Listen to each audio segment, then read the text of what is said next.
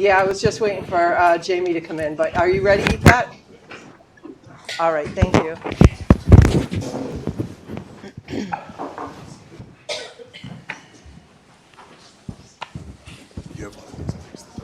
You'll have to just talk into it. All right, everyone, thank you for joining us tonight at the joint meeting of the Select Board and the School Committee. Please join us for the Pledge of Allegiance.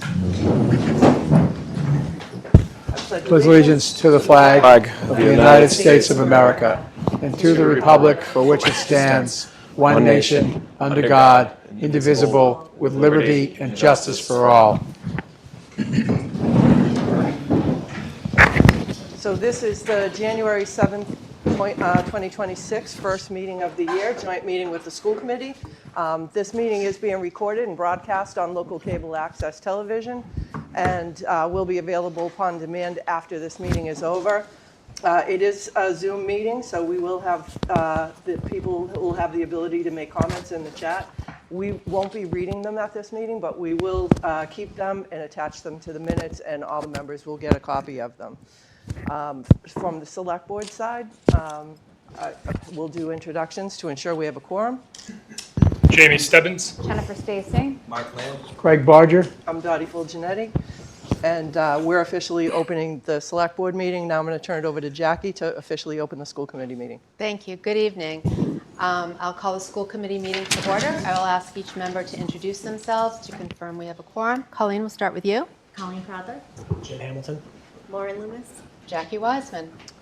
So just in case people haven't been to our meeting before, I just want to lay out the rules of engagement, so to speak. First of all, we're happy to see people in the room. This is usually a very quiet meeting, so we welcome you all. We will be taking some presentations, and then the school committee will have an opportunity to ask questions and make comments. Then the select board will have an opportunity to ask questions and make comments. Then we're going to open it up for public comment. There won't be back and forth. You'll be just allowed to make comments, and we will record them and take them into consideration. We ask people to just get up and speak one time, and all the questions should be directed to the chair. So pretty easy. And with that, I'll turn it over to you, Jackie. Thank you, Dottie. So the first item on the agenda is fiscal year 26 EPS budget actuals year to date. We have EPS Finance Director Joe Spagna here tonight to address this item. Director Spagna. Thank you, Madam Chair, members of the Select Board, and members of the School Committee. I appreciate the opportunity to walk you through the results of the FY26 salary budget review and to provide some clarity on how we verified and realigned the district staffing and salary projections. Upon my arrival, the superintendent directed me to conduct a review of the FY26 salary budget to verify and confirm that positions budgeted in 26 were accurate, appropriate, and aligned with actual staffing needs. The purpose of this was to ensure that the adopted salary budget reflected authorized positions and current staffing conditions. As more complete staffing information became available, the review confirmed that the original assumptions used during budget development no longer aligned with the positions actually in place. The FY26 salary budget was developed using the prior year's budget as a baseline, a standard practice that assumes relatively stable staffing from year to year. In most years, normal attrition has only a modest impact on salary costs. FY26 was not a typical year. The district experienced an unusually high level of staffing changes, many of which were not fully reflected in the original base assumptions. As a result, the adopted salary budget assumed more positions than actually existed. Compounding the issue, the town's structural revenue deficit reached a critical point in FY26, requiring significant staffing reductions to balance a non-override budget. This resulted in layoffs, retirement incentives, resignations, and both voluntary and involuntary transfers. Because some eliminated positions remained in the budget, turnover exceeded normal levels and materially widened the gap between the adopted salary budget and actual payroll obligations. A key tool used by the Finance Office for maintaining alignment between staffing and the budget is a personnel supplement, which documents authorized positions and funding sources. In FY26, this document was not fully updated to reflect the volume of staffing changes, limiting the district's ability to reconcile budgeted positions with actual staffing in real time. To confirm the accuracy of the FY26 salary budget, I conducted a comprehensive review that included rebuilding the personnel supplement, verifying individual positions, reviewing budget reduction schedules, confirming payroll data tied back to FY25, and applying reasonable salary increase assumptions. We also reviewed the historical trends and confirmed that salary turnbacks from fiscal 22 through 25 were minimal, generally between 0.05% and 1.3% of the budget, demonstrating that the fiscal 26 variance is a one-time occurrence. This conclusion was confirmed by the town finance director. In conclusion, the review confirms that the FY26 salary budget was initially overstated by approximately $1.79 million relative to actual staffing levels. Additionally, at this time, there's approximately between $700,000 and $800,000 in a typical annual variance that tied directly to efficiencies such as unused incentive funds and unfilled positions. Based on this analysis, the district has realigned the salary budget and is comfortable with a $1.53 million reduction to the FY27 budget that's being presented. Going forward, maintaining a more conservative and regularly updated personnel supplement and formally adjusting the salary base each year will strengthen position control, improve accuracy, and support long-term financial stability, particularly in years that require significant staffing adjustments. Thank you. Thank you, Director Spagna. The next item is the fiscal year 27 EPS budget outlook. As noted in the FAQs included in your packet, the district has already begun strengthening budget reconciliation practices and is committed to a comprehensive budget and management assessment to ensure best practices in budget development, reconciliation, and long-term financial oversight. Planned corrective and improvement measures include strengthening position control and budget reconciliation practices, including personnel supplement data with annual district operating budget materials for public review by the school committee, finance committee, and select board, conducting an independent external audit for the fiscal year 26 EPS budget with findings made public, reconvening the school committee budget subcommittee to support focused financial review and collaboration. Several qualified firms are capable of supporting this assessment. We anticipate that the selected firm would be able to begin this work as early as February. In relation to aligning budget appropriations with actuals, the current estimate of the EPS finance team is that the district fiscal year 27 budget could be adjusted downward by approximately $1.53 million. The district is cautiously optimistic that layoffs will not be necessary for the fiscal 27 school year. This outlook will be confirmed once more definitive budget information is received from the state and town, including projections for major cost drivers such as health insurance, transportation, and collective bargaining agreements. The town's preliminary fiscal year 27 budget, referenced in the next agenda item, will incorporate this assumption. This will be continuously assessed with EPS and in partnership with the town as the budget evolves. I'm going to turn it back to you, Dottie. Sure, and I'm just going to turn it right over to Connor Reed, our town administrator, and finance director Wendy Nightingale to talk about the fiscal 27 overall budget and outlook. Sure, thank you, Dottie and Jackie, and thank you to the school leadership team for coming and presenting this information. Folks might be asking, why are we talking about 27 if the subject's 26? And I think that's because we know that where we stand structurally in one year impacts where we go the next. And so I do appreciate the district sharing this information and the committee's steps from building the budget process and the assessment to improve controls and maintain integrity of a budget of a future. So thank you. As the boards here are aware, an adjustment happening this year means a shift in our outlook for next year. Included in your packets and will be made available online are two preliminary budget scenarios looking out at fiscal 27. I want to stress the word preliminary. Right now, it's first week of January. We are obligated to produce a proposed budget for the coming fiscal year by March 1st. We typically try to do it in February. As I think folks here are aware, I am not long for Easton, and so I have been working to get a preliminary budget out as early as I can so that the community has the maximum amount of time, school committee, select board, residents, to think about what are the next steps as a community in the wake of the failed override and the significant cuts to staff for the schools in the town. So there's two preliminary scenarios based on what you've heard tonight. Again, they represent the best information we have right now. The state has not yet issued a budget proposal. So typically the governor issues a budget proposal at the end of January. That'll include really important information as far as what's the outlook for our Chapter 70 education aid and for our unrestricted general government, as well as what are we going to be charged for charter school assessments, regional schools, things of that nature. So we don't have that yet. So we're working on assumptions based on the data the state's provided.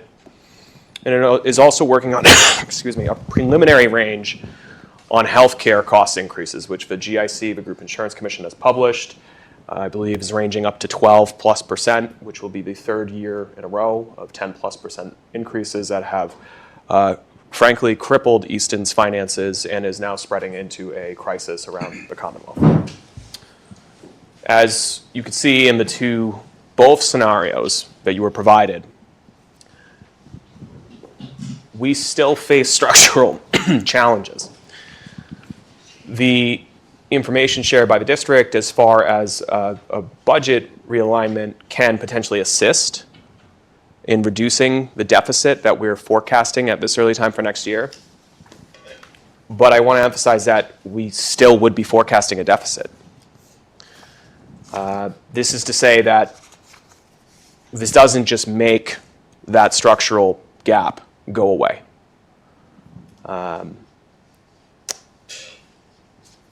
Before you, in those two scenarios, all revenue and other expense assumptions are kept the same in both, including a reduction to all municipal departments by $800,000 next year, which is 4% of our budget. That reflects the additional staff losses we have intentionally put in place after June 10th. As vacancies occurred or people sought different employment, we put a hiring freeze on many positions outside of those where there's perhaps a single one where you need a collector treasurer, so you fill that. As well as obviously the significant attrition that occurred leading up to and then throughout the summer in the fire department. And so under both scenarios, the revenue outlook is the same. The municipal departments are forecasted to be reduced by $800,000. The only difference is the Easton school budget for next year. The first is what the early outlook is for fiscal 27 if the EPS level funds takes the existing total budget number, not staff, but the number, which is 51 million and change, I believe, and just carries that over directly. Under that scenario, the preliminary deficit we're forecasting is just shy of 2 million. Which is better than where we started last year, which was 6.36 million, but that's, it's better to have your hand cut off rather than your whole arm. It's still a $2 million gap. The second scenario, assuming the realignment that Director Spagna just referenced of bringing the district budget closer to actuals with a roughly $1.53 million reduction, reduces the deficit. In a positive way, but there is still a deficit. It's about 400,000 and change. I have to stress under both of those scenarios that those deficits do not reflect bringing services back. This is not a preliminary deficit showing what would it cost to restore 5 positions, 10 positions, 20 positions. That is just reflecting basically a true up of the level of staff we now have on the town departments, the level of staff funded for the schools. So before fiscal 26, before the current fiscal year in the override attempt, the total full-time equivalent of the town and schools collectively was about 711 employees. And today, including the cuts that were planned for FY26 as part of a contingency in the event the override failed, as well as those additional cuts I've referenced from hiring freezes and attrition, we are collectively down to 646 FTEs. We've lost nearly 70 full-time equivalent staff. And I'm sure the people who work for the town and the schools in the room understand and can attest to that those are real, right? Because there will be some who perhaps look at this and say they're not. I say this because it's really, really important to emphasize that while the adjustment Director Spagna referenced can partially assist in a positive way with a realignment structurally, it doesn't fix the structural problems that Easton has faced and that have been growing for more than a decade. It doesn't, at this time, based on the information we have, give any of us any reason to think that it creates the capacity for you or the town to unwind the clock and put 70 positions that are needed back in employment. And it doesn't change that right now. The recurring revenue that we can anticipate next year, that there's still a deficit just to maintain the significantly reduced staffing and programming level that we're at, and doesn't show us any capacity to meaningfully start restoring positions that the schools need and that the town, especially our public safety, need.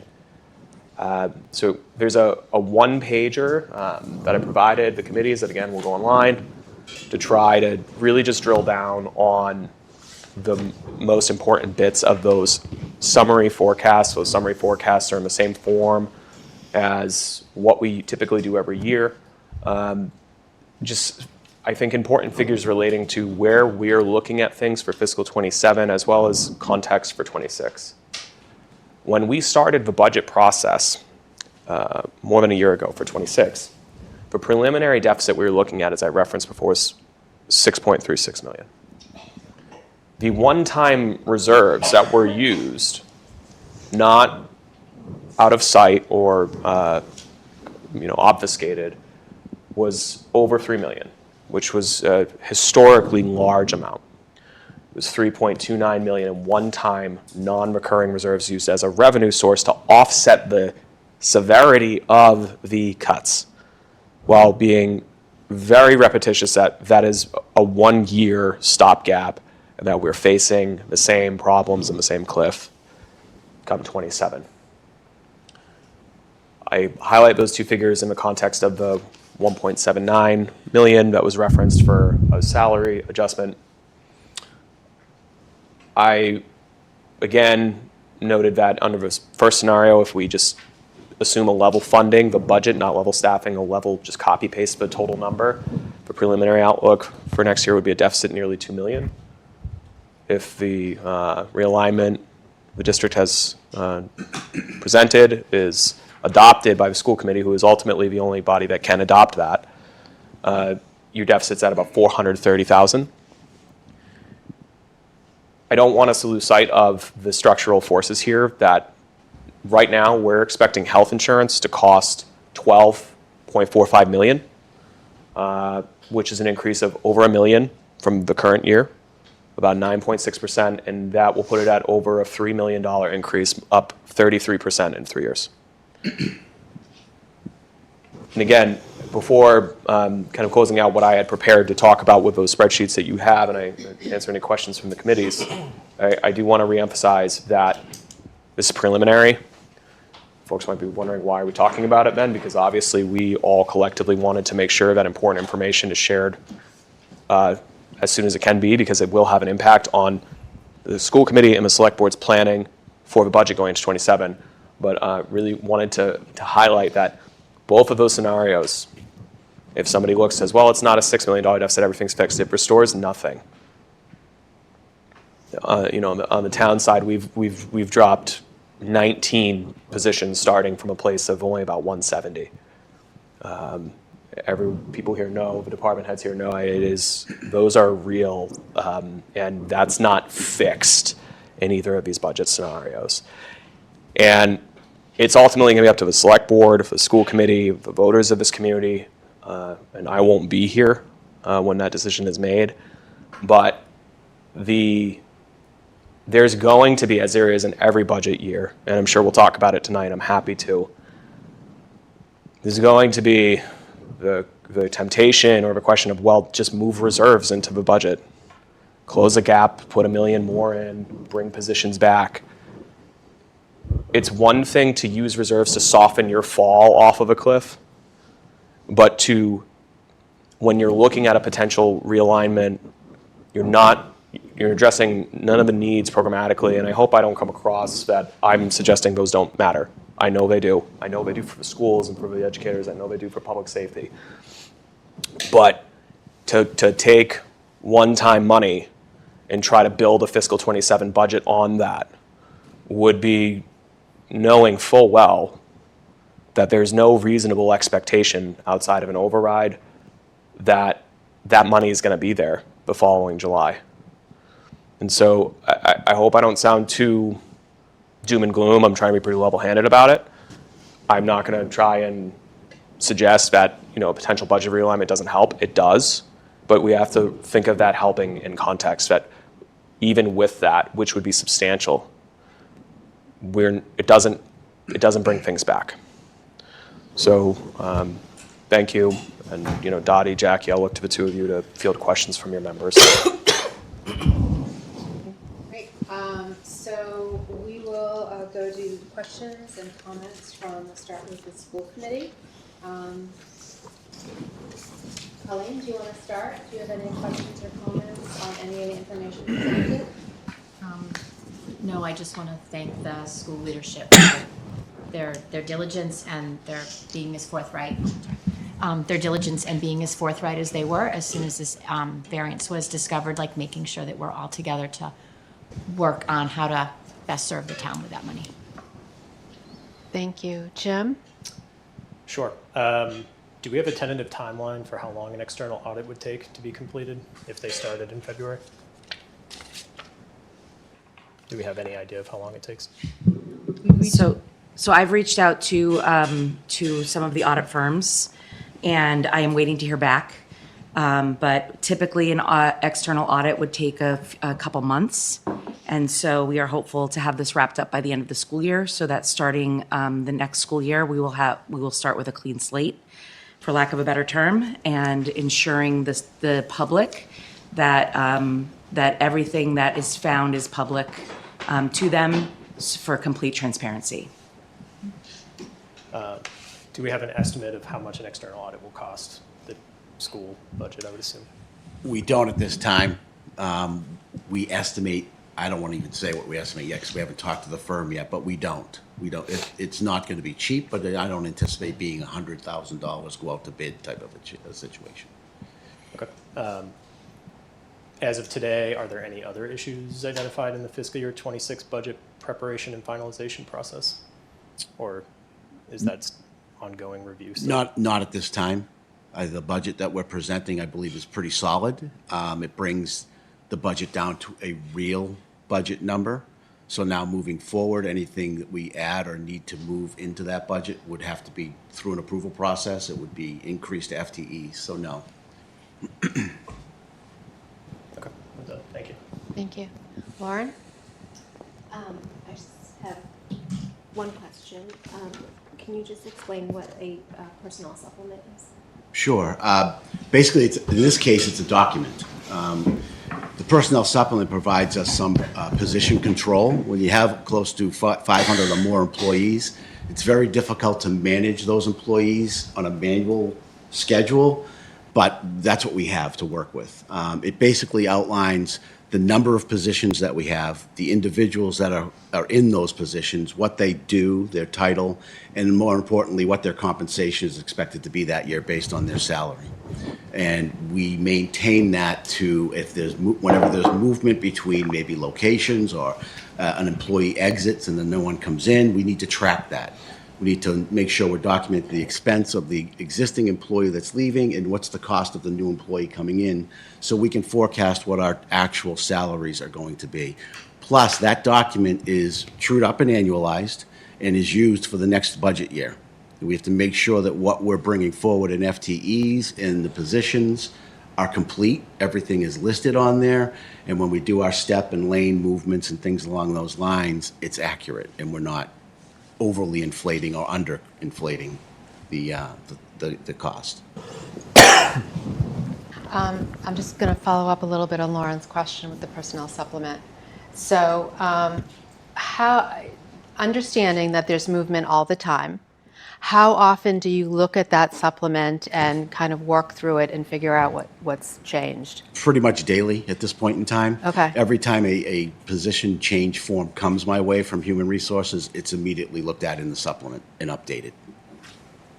Okay, and is that then reviewed by anyone else, or who's usually looking at that? Right now, we're going to start, we've been reviewing periodically between myself and Ms. Pruitt and Craig over for special ed, and we're going to continue that at least on a monthly basis. Okay. But there may be times we have to do it more often than that. If there's a lot of movement or questions, we need to keep maintaining that supplement. And if I can interject here, I just want to be clear that that process was not in place beforehand. So I feel really confident having this consistency and this level of eyes on the personnel supplement. It will be very helpful for that. And also with the incorporation of the school committee subcommittee, That was gonna be my next question, sub-budget yeah. committee. Yeah. I think that will be really helpful to have another set of eyes also on that. Great. I think the more people that we have looking and doing the checks and balances, that will really tighten up and create a more fluid process that our district is in desperate need for. Okay. Can I add on to that for one Yeah, of second course. about the budget subcommittee? I Uh-huh. think that's a very important vehicle that we need. I've always had one of those because it's going to provide some support, and selfishly to me, there's got to be checks and balances on my work and what I'm doing. That internal control, we've set it up and we're working on it internally in the business office, but there's still work to be done. And having that level of support, I'm going to call it, I think is paramount. It No, needs to be I done. appreciate that. That was my next question too, because I know the three of you will be working with Jim on coming up on how it's going to work, how often you're going to meet, what kind of norms you're going to have. And I think that'll be helpful. We did have one, as you know, years and years ago, kind of fell by the wayside. But I think this is a really important subcommittee to get up and running again, so thank you. The other question I had is, I know we're only partially through the year, so I was wondering if you could give us some examples of expenses that may change during the year that could have a significant impact on our budget. Absolutely. I mean, everybody knows that out-of-district placements is a very variable expense line. You know, one child moving in could cost close to $250,000 to the district. Transportation is also another variable line. And then the unfilled vacant positions, that the longer they stay vacant, the more savings we're going to see, which normally is a good thing. But it's also meaning that we're, offsetting by some sub costs. And we need to make sure we get those filled because we're already down 44.81, if not more positions. We've been really trying to go without some positions, like some custodial positions, for example, and it is creating issues for us. We also have some vacant special education positions, and we're actively trying to fill them. Okay. But they remain vacant, and so that's why there are, as on the town side, there are some vacant positions. Okay. And I'm remembering from years ago, I'm not sure if this is still the case, that with some of the out-of-district placements, they can raise their tuitions mid-year, no. We just received a letter today from one of our collaboratives that their tuition is going up 10%. Like, And that's starting in the middle of probably- the year, like that's not pro- next year, but immediately, or how does that work? This one is for FY '27, so Okay. we need to adjust that. We need to adjust our lines within what we already have. But we have gotten each year letters from out-of-district placements that say, and this tuition begins in February or in March, and it can't begin right away. Okay. And what about the transportation costs that you mentioned? How do those fluctuate during the course of a year? So we have regular education, transportation, and special education. If a student is outplaced, we're legally mandated to provide transportation wherever that placement is. It could be an hour away and back. And, or if a student comes back into the district, we lose that responsibility. The same thing for general education. General education is also very mercurial. Any child that unfortunately moves to DCF custody or becomes homeless, the district is required to transport them. We can make projections of what we think that will be based on past years, but it obviously is, it doesn't usually run in a trend. It just is the situation of a particular family and what happens, and then we immediately have to get them into a school and transfer them. And they could be coming from another district? Is that what the Correct. cost is? Okay.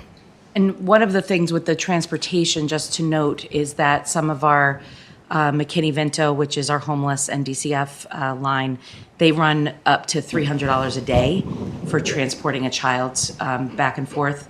For our students that are considered homeless or qualify under homeless, the homeless category, we do cost share that with the district that either they reside in or that we are transporting them to. So if we have a student, for example, that lives in Easton, is considered homeless, but goes to school in Brockton, we are responsible for half of that cost as well. Okay. But that works the other way too. Correct. If the student is going to school, the other town can charge us half as well. And so while we can be aware or become aware of our students elsewhere, when someone contacts us, that is a student we're not aware of, and then we're responsible for paying half of it. Okay. Thank you. I also want to thank the three of you for proactively finding this and addressing it immediately. Dottie? And when you say addressing this immediately, this is like the last couple of weeks. So, you know, Jim, those were great questions. The reason we don't have those is because nobody works around the holidays. It's really hard to reach these places. But the efforts have gone out and trying to get the contacts. But we thought it was really important to get this meeting happening right now so that it happened as soon as we knew that this situation was arising. But it's not fully fleshed out for things like that. Joe, I wanted to ask you, you have a different audience when you're here that doesn't know you as well. And since you are new, could you just give us a little bit about your background and your experience?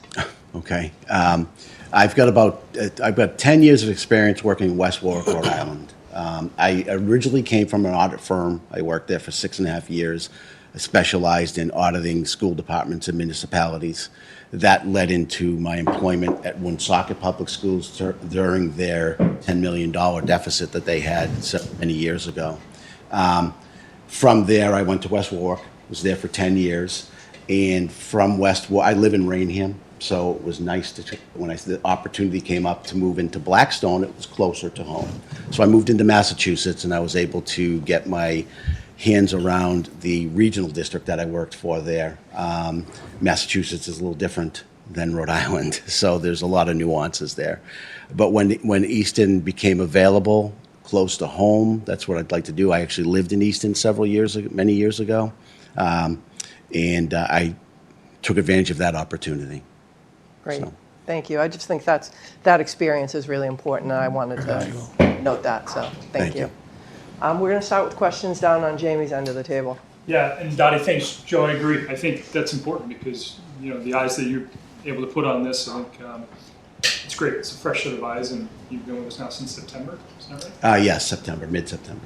And I also think it's important that we continue, because there's a lot of misinformation already flying around out there, that there was going to be a structural revenue deficit regardless. Mm-hmm. And so truing that up, and now, you know, letting everyone know, look, in reminding folks that we took over $3 million from, you know, one-time money from stabilization funds last year to get us through to where we are this year without an override.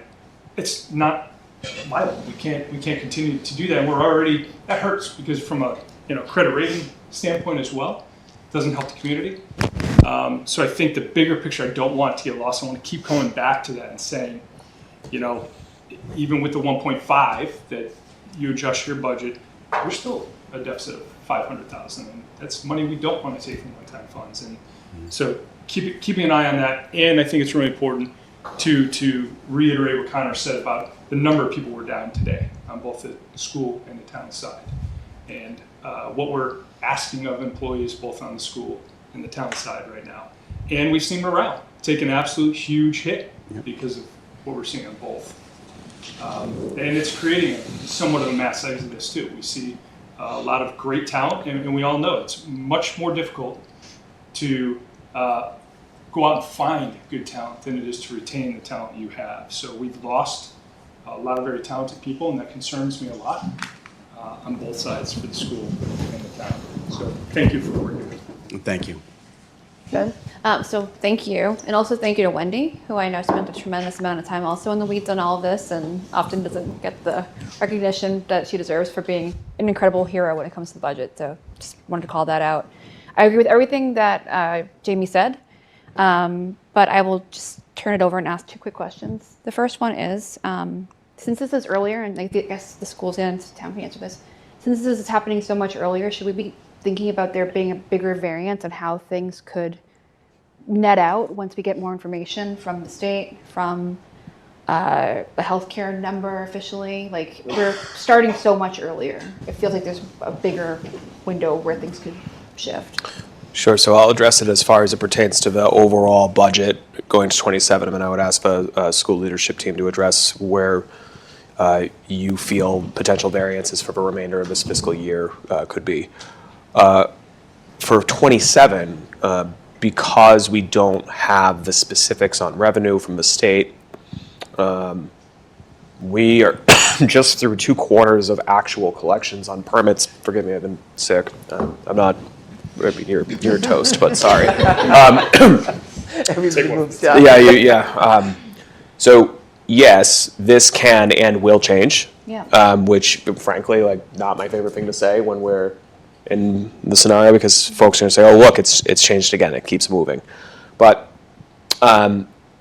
we will know a lot more by mid-February than we know now. But again, not to make this about me, because it's not, I'm going to be gone. And so I didn't want, this variation aside or not, I wasn't going to leave the select board, school committee, and this community saying, well, I don't technically owe you a budget till March, so bye. So yes is the short answer. On the revenue, yes, we'll know more at the end of January. GIC will know more January, February. Regional school assessments, we are optimistic that I'm not making a value judgment about the number of enrollments there. I'm just saying that if the enrollments are not going up, then the assessment commensurately isn't as significant. We have preliminary word that going into 27, the regional school assessments have also been growing at double-digit percentages that have been really painful. That trend is hopefully turning around. So there may be some relief there, but to be certain, just those 3 things, healthcare, the final healthcare numbers, and what the number we have here today is taken from the actual, right? So we're talking about budget and actual, taking the actual confirmed number of employees today and retirees, what plans they're on, and forecasting the upper estimate from the GIC. Hopefully, not every one of those plans goes up that much. And if that's the case, that'll bring that number down a bit. But the context matters. It'll bring it down from a 1 million and change increase to perhaps 900, 800, if we're really lucky, 700, but it's still a huge cost pressure. So just healthcare, state revenue, and regional school assessments can swing the budget multiple 100,000. So you all might have an easier path, forgive me. I promise it's not as bad as it sounds. An easier path to a balanced budget, again, at the anemic staff level we're at, if everything breaks in your favor, which I hope for all of you that's the case, but has not been the case economically for years now. So that's as far as the outlook for 27, and I'll defer to the schools as far as variations this year outside of what's already been addressed. And I think it may be worth maybe a tiny bit about the healthcare. We had a select board meeting early in the year. This is kind of more for the public, but where we did talk to GIC, and the sentiment was like, we are doing everything we can to look for better pricing. It's not there. Like, this is the Correct. market, Yeah, this is the world. Healthcare. There's very few people, public sector, private sector, et cetera, who, if you ask, has your healthcare stayed stable and affordable in the past 4 years, it would say yes, it's going well. We do, as part of sound management of our business, go to market with our loss ratios. We anonymize them, so we're not disclosing any HIPAA or anyone's information, but we go to market and say to other brokers, to other insurance carriers, hey, here's our insured pool. Would you take us? And right now, and for years, the answer has been no, because our loss ratios are not attractive. And what that means is that based on the medical usage of our insured pool, so to speak, basically the doctor's visits, the types of doctor's visits, the types of illnesses, the age of our workforce, the growing number of retirees who are insured, that the GIC, although it sure doesn't feel like it budgetarily, is helping us because we are getting out, more health claims are being paid out of to Easton employees and retirees than we are paying in premiums. So if you try to shop that to another insurer, they're going to say, I'm all set. So we'll keep trying. But something that's really important, I'm glad you brought it up, is the GIC is the safe harbor. That's where people go as like the last stop on healthcare reform with education and municipalities in Massachusetts.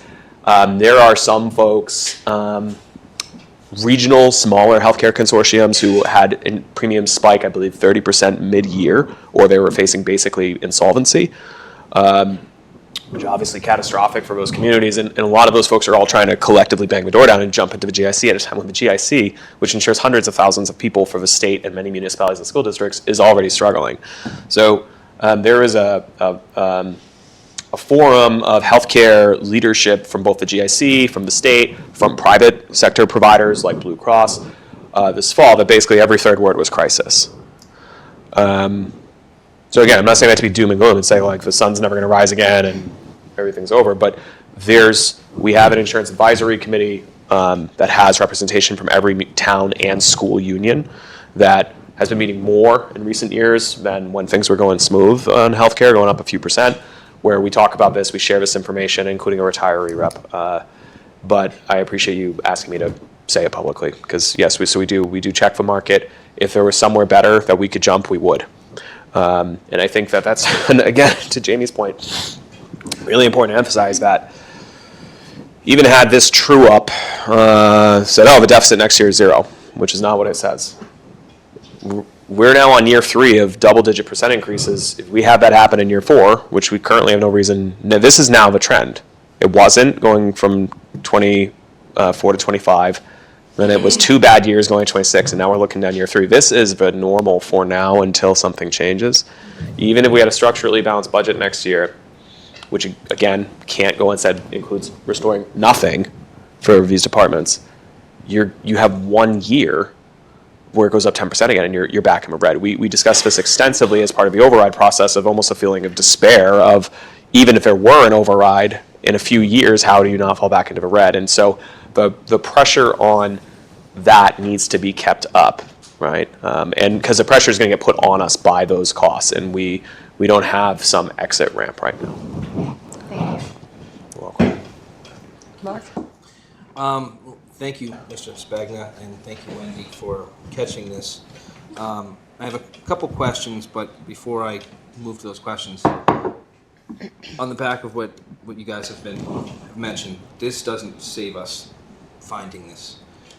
No matter what the state returns with state aid, with anything, it's not going to save us. We've seen the pattern year over year over year, and you can't plan that way at all. They cannot be relied on. So that being said, our situation hasn't changed. We're still in a difficult position. We still have lost 70 employees over the course of 1 year. That might slow up for 1 year, but then the trajectory is just going to continue. So learning this, it doesn't alleviate my concern. That being said, I'm guessing from your background, you could clearly identify what went wrong and how to correct it. My concern and want is that between now and if an audit is done, that the results come out in September. Mm-hmm. And you have to do it, of course, but in a way, I say that's not really good enough. And with your background, after learning your background, is there any other areas you can focus on so that, or look at, so we don't have to wait to September, so we can see if there's any other gaps else that we can work on that could represent more savings? I'm building a projection right now because I'm going to be reporting out to the school committee on a monthly basis our expenditures to date, movement that's been happening, so you can visually see where we're putting funding, right? And also projecting a year-end forecast to where we think we're going to end the fiscal year. Now, in the preparation of that, it's a very manual process right now. It's not something I can just run a report and have it go. I have to build it on a monthly basis. And in doing that, it in a sense is forcing me to look at these lines by line by line by line in doing this. And I purposely do it that way, even if there was a report in the system, because if there's a fluctuation, I want to understand why that fluctuation happened. So yes, that could result in other findings in other areas where I say, well, there's going to be savings here. The difficulty with doing a forecast right now, 4 months in with 6 months to go, and being new, I don't have a lot of historical knowledge. And I'd like to take a moment to also acknowledge Wendy. Wendy's been instrumental in providing support to me because I need that knowledge and that help, and she has been. I think Wendy, and I hope you'd agree, we work very well together. And I'm looking forward to continuing that. So yes, there could be other findings by doing this process. I would imagine there will be, and as we get closer to the end of the fiscal year, my forecast isn't so much of an estimate anymore. It does true up to become more of an actual number that we're going to get to. And just like Connor was saying, it's going to change. Every month I'll be reporting to the school committee. You're going to see movement. It could be up, it could be down. All comes down to what the expenditures that have happened are and how we're estimating forward from those expenditures. So, I mean, that's probably the biggest thing. The other issue is making sure our internal controls within the finance department are strong. In this audit, if it's a managerial audit, is just going to provide support to us to tell us that, yes, we're doing the right thing. What can we improve upon?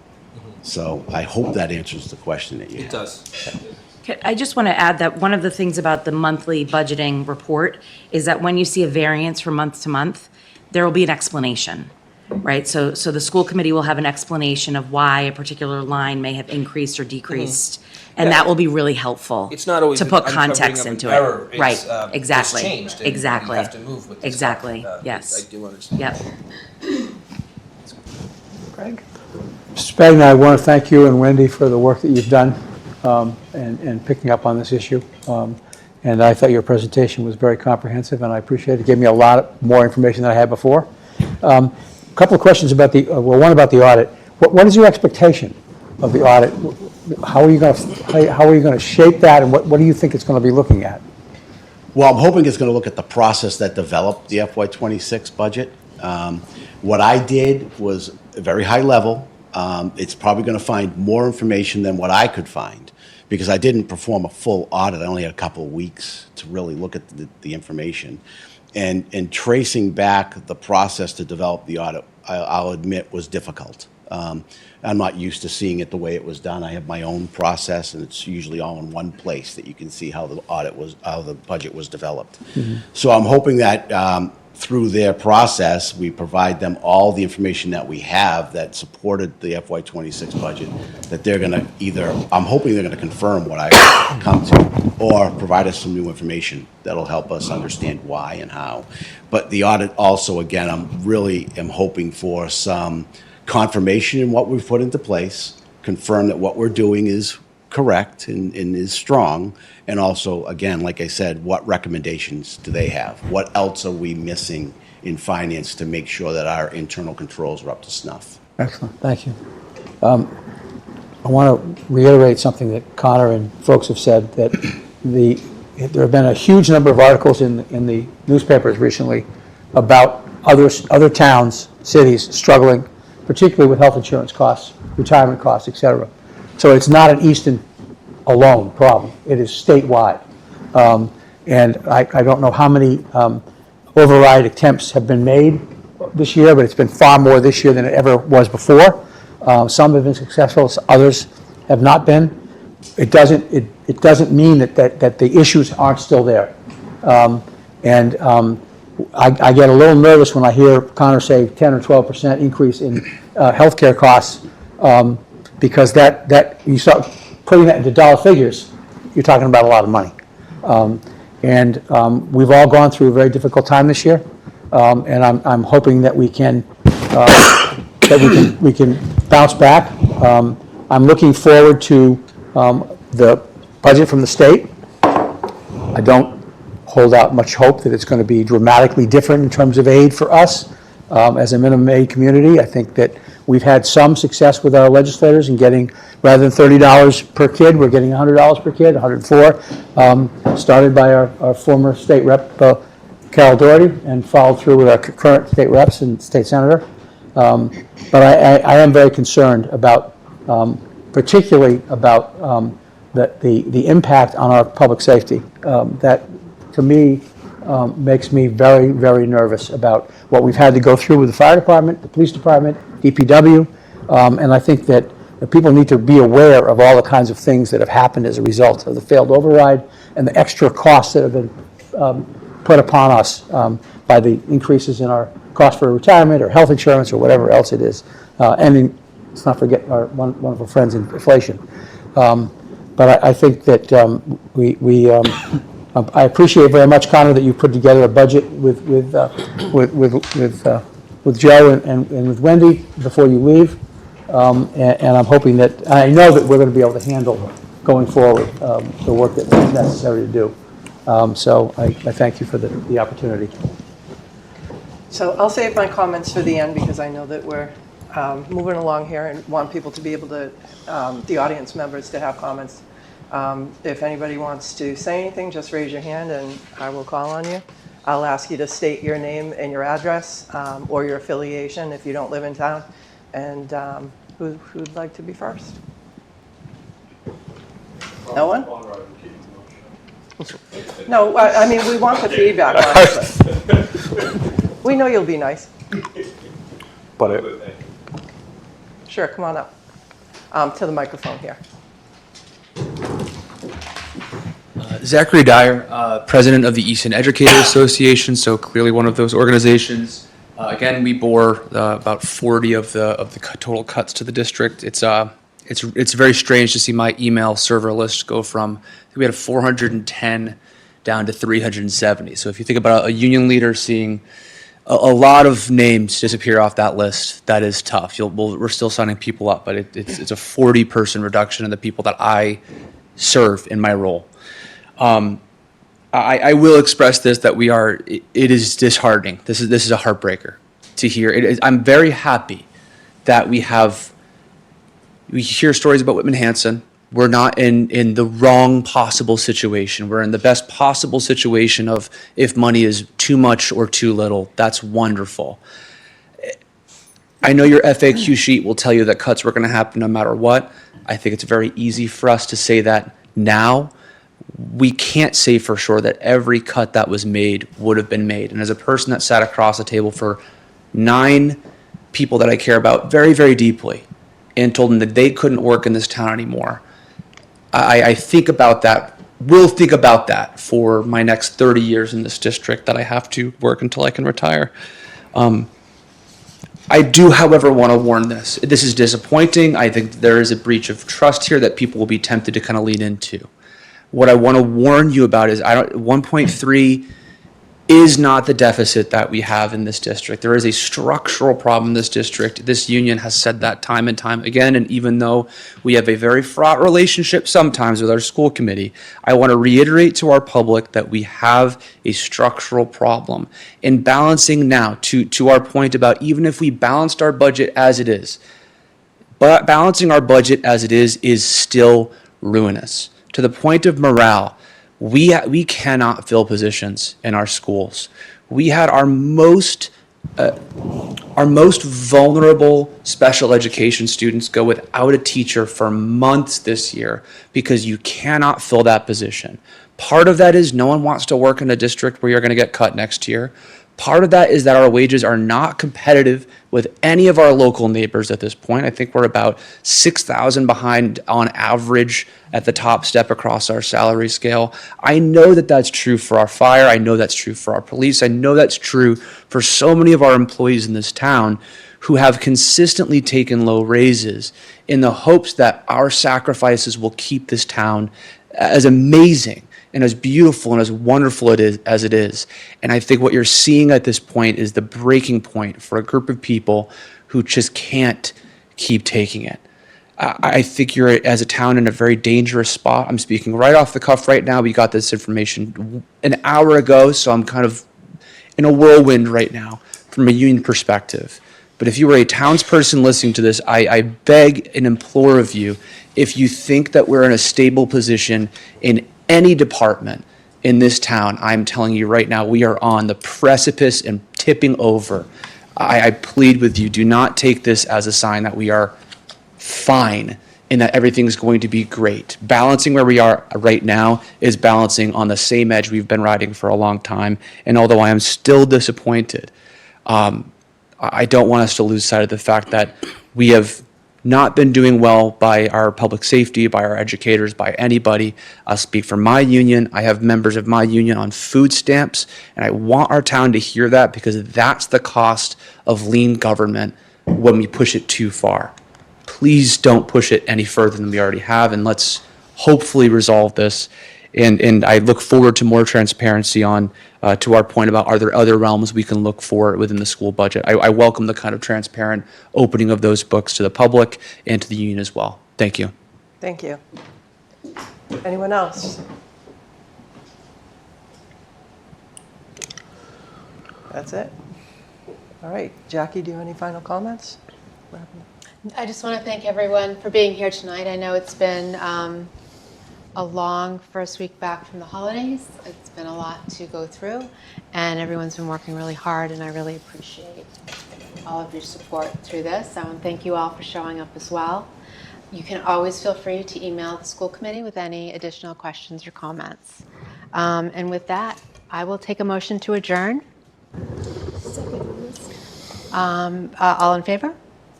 Thank you, unanimous. Dottie? Great. I just want to thank everyone for being here tonight. This is, these are unprecedented times for Easton, for a lot of other communities, most communities. I work across the state. I see this in just about every community that I work for, from the gateway cities to the small rural communities. Everybody's struggling, and we have the smartest minds and the most dedicated volunteers who are passionate about this. Our work is transparent. It's on the website. You can go down to every line item and see what we're spending. As we go through the budget, we share it with the public, we update it. I hope this room is filled until town meeting, asking questions or sending us emails. We do respond to them. We appreciate when they're polite, but we do answer the questions, and we're happy to do that. We're happy to talk about them. As a whole, I will say that we are an incredibly fiscally conservative group of people when we do these budgets, but like you said, Zach, when you get down to the line and you've cut your staff so much, I'm going to predict that there's probably going to be more days like this, because this is a $120 million corporation. You can't run it with 3 people or 2 people. You have to have enough people. Our people are experts, the best in the state for their work, but they have to have the tools to be able to do it. And our heart breaks collectively with our unions, our non-union. We're all parents in this town. My kids are older now, but my kids went through this school. We have 3 members of our board that have kids in school now. We love the schools too, so it's not a town versus the school thing. And I appreciate you calling that out.